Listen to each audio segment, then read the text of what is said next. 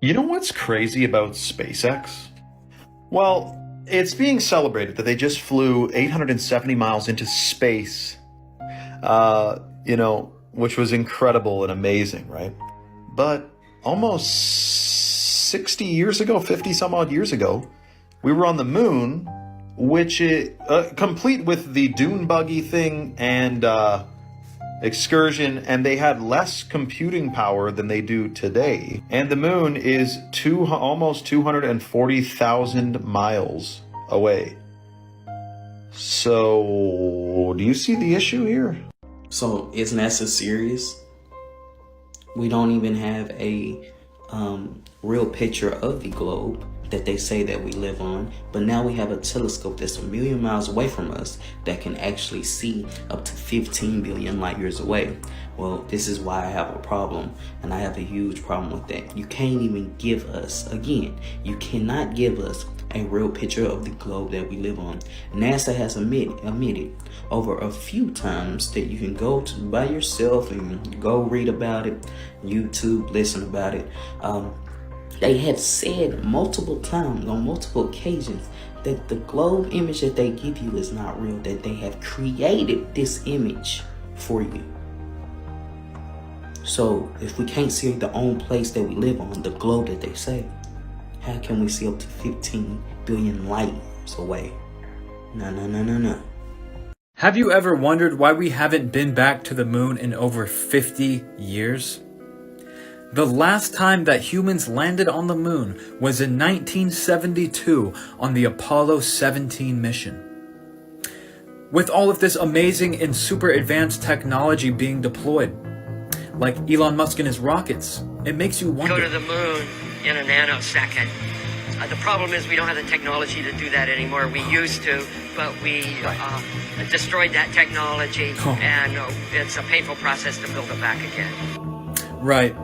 We destroyed the most advanced technology known to mankind. A weird little box shuttle-looking thing that I could probably build in my basement. Why don't we watch this thing launch? Nine, proceeded, 3, 2, 1, ignition. Right away, Houston. Confetti! Why would confetti come out of a little shuttle? And how is this combusting in the empty void of space? And the cameraman even got left behind. How incredible. How smart these people are on the Apollo 17 mission. I'm not saying I'm a conspiracy theorist, but think about this real quick. 4,000 satellites currently orbiting the Earth. And how come the Earth always looks different whenever they show different pictures of it? Look how big the United States is in this picture. And in this picture, look how big the United States is. That's kind of weird, right? But anyways, back to these satellites. There's 4,000 of them floating around, and anytime they show a picture of space, I don't see a satellite. And before you get on me saying that the International Space Station orbits in the thermosphere, not the exosphere, I get that. I get that idea. I get that they're in different levels of low Earth orbit. But I just find it weird. I've never seen a picture of any satellites anytime ever. That's freaking weird. And God said, "Let there be a firmament in the midst of the waters, and let it divide the waters from the waters." And God made the firmament, and divided the waters which were under the firmament from the waters which were above the firmament, and it was so. And the stars of heaven fell unto the earth, even as a fig tree casteth her untimely figs, when she is shaken of a mighty wind. And the heaven departed as a scroll when it is rolled together, and every mountain and island were moved out of their places.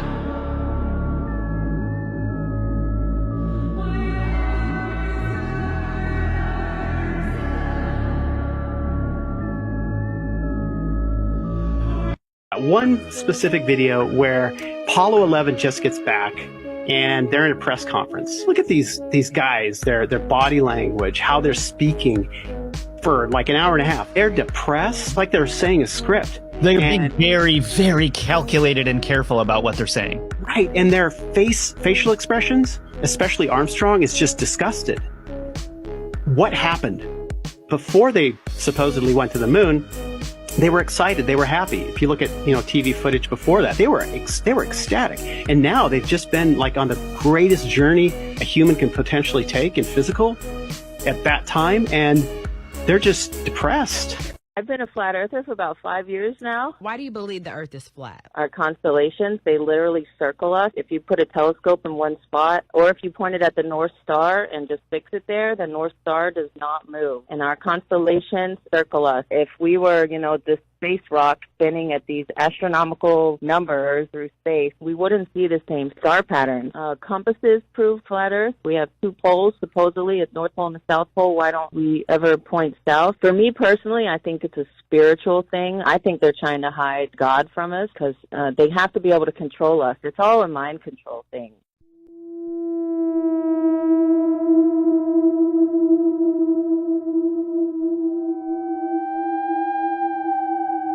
It's 2025, and the word on the street is that some of you still believe in the moon landing.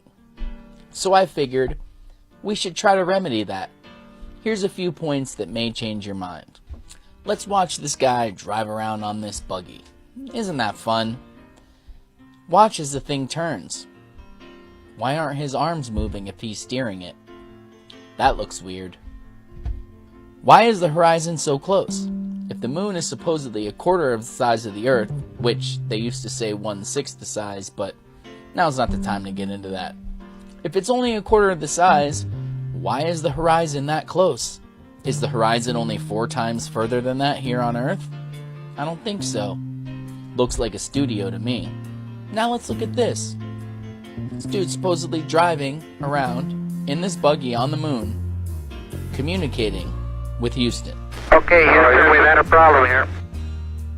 As he's driving around, it's bouncing up and down. Listen to his voice. It negotiates small craters quite well, although there's a lot of roll. Does it sound like somebody who's bouncing up and down in a vehicle to you, or does his voice sound steady? Let's listen. It feels like we need the seatbelts, doesn't it, Jim? Yeah, really do. That really bouncing, doesn't it? Let's look at one more thing. Look at the rooster tails coming off of this. Doesn't look much different than wood on Earth, does it?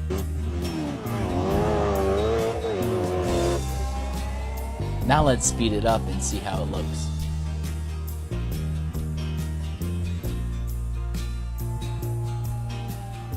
That's weird. I get it. I used to be just like you. I believed that these great guys went to space and had the greatest achievement of all time. So why did they look like this when they left and like this when they got back? It was our pleasure to have participated in one great adventure. Or maybe you're more interested in practical things, like how they spent all that time out there in space and landed on the moon, but they all came back clean shaven. Just something to think about. Why is it that the entire time they were on the moon, none of them went, "Oh my God, look at Earth, it's so beautiful"? And why only shortly before did this man, Gus Grissom, say that there's no way that this thing would make it to the moon, and then he mysteriously die in a fire? Hey, how are we gonna get to the moon if we can't talk between 3 buildings? I can't hear that thing you're saying. Jesus Christ.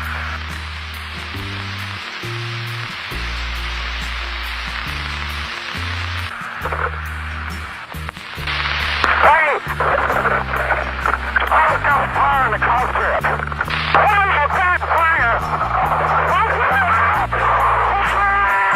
All we're asking is that you look into these things and that you think about them with a clear head. And before you believe another government agent that feeds you lies, maybe look into this instead. That's where the answers are. When you looked up at the sky, could you actually see the stars and the solar corona in spite of the glare? We were never able to see stars from the lunar surface or on the daylight side of the moon by eye without looking through the optics.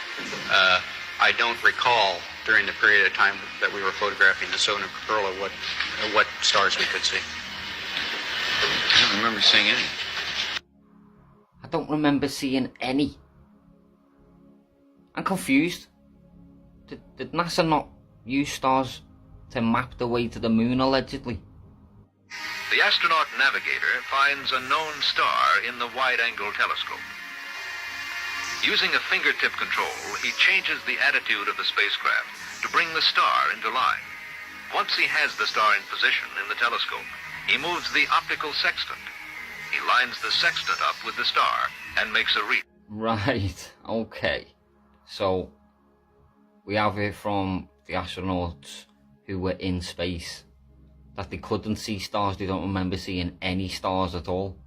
And yet, NASA mapped their way to the moon using stars. Some NASA actors say that you can totally see stars when you're in space. Whilst in space, have you ever looked away from Earth into the black void? Yeah, all because the you can time. see, because you can see the stars. Oh yeah, you know, and pretty much all the time you can see the stars. It's not a which is black cool void. thing. I mean, it's black, but there's all kinds of little polka dots. There's all the stars there, and the cool thing is about it, you can see it during the day. Yeah, you can, and there's more than stars. You can see planets. You can Right. see moons. You see the gas Magellan clouds of the you Milky Way see galaxy. the Magellanic Clouds. Magellanic. See, I just wanted the Well, Magellan there's a large clouds. one I didn't and a want to small one, right? Yeah. And then you can see the zodiacal light. Whoa. But the NASA actors from 1969 say that you can't see the stars in space. We were never able to see stars from the lunar surface or on the daylight side of the moon by eye without looking through the optics. I don't recall during the period of time that we were photographing the solar corona what stars we could see. I don't remember seeing any. You can see the stars. Oh yeah. You know, and pretty much all the time you can see the stars. I don't remember seeing any. Everything we've been taught is a lie. And that brings me to the space and cosmos, one of the greatest deceptions, and yet given to us by NASA themselves. Article after article after article after press release and press release about water in space in amounts that are completely mind-blowing. Ocean worlds, water in the solar system and beyond. 2009, NASA found a sprawling cloud of cold water vapor around a solar system at a nearby star. The water vapor could eventually deliver oceans to dry planets that are forming in the system. The famous Eye of God nebula actually weeping tears of water. Stars and galaxies are born in a nebula. Can you imagine the size of the water that's coming out of a nebula? It's like one drop of that would engulf our entire solar system. Oceans detected inside Saturn's moon, and stars found shooting water bullets. NASA confirms best ever evidence water on Mars. Water from Orion. Now there's water coming out of the constellation of Orion. A star shooting water bullets. A star is supposed to be a sun. There's water on a star. And they do a study, NASA, and they say basically all stars have water. This is the conclusion. Stanford University tells us that there's water on the sun. Waterloo University tells us that there's water on the sun. On the left is one of those deep space images of the universe. On the right is a picture of a swimming pool. Also keep in mind that many of the images that we get shown by NASA come from radio telescopes, not from optical telescopes that actually photograph an object. Our very own solar system is completely surrounded by water. They tell us it's ice, but can we believe them? Well, we call it the Kuiper Belt. It's a belt in a disk. That whole thing is now completely engulfed by more water called the Oort cloud that completely engulfs our entire solar system. It looks something like that. And yet, there's supposed to be vacuum in space. Where does the water go? Where does the vacuum begin or end? Suddenly, the Bible makes a lot more sense to me. And God said, "Let there be light." So the Spirit of God is moving across the waters, and it's the sound of the Creator that makes the light. How does that work? Well, in modern science, it's known as sonoluminescence. When you put a sound frequency into a body of water, after a little while, a beautiful bubble appears filled with light. Where does the watery space begin? Where is the edge? Well, if we start listening to what the Bible tells us in some ancient scriptures, maybe we should listen to all of it. It says, God placed the firmament in the sky to separate the waters of the heavens from the waters below. And then how did God create the flood? It tells us God opened the gates of heaven to let the water pour in on the earth. I believe the sun is in front of and behind the clouds, and now it just disappeared into the clouds. Let's see what happens here if we can. This is not very safe. But look, clouds in front, clouds behind. 93 million miles away, guys. Clouds in front, clouds behind. 93 million miles away. Isn't that awesome? Look at that. Oh my God. How is that possible? Clouds in front, clouds behind. Woo!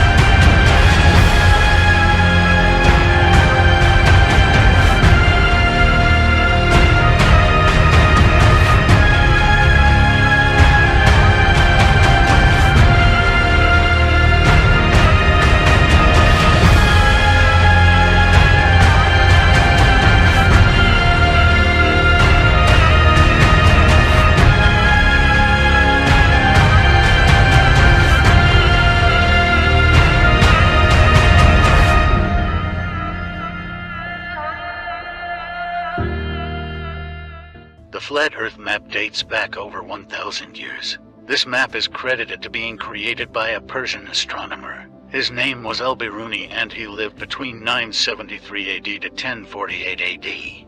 It's the official map of the United Nations and also the United States Geological Survey. It used to be present in many places before the creation of NASA and the Antarctic Treaty in 1959. Here you see it with Admiral Byrd.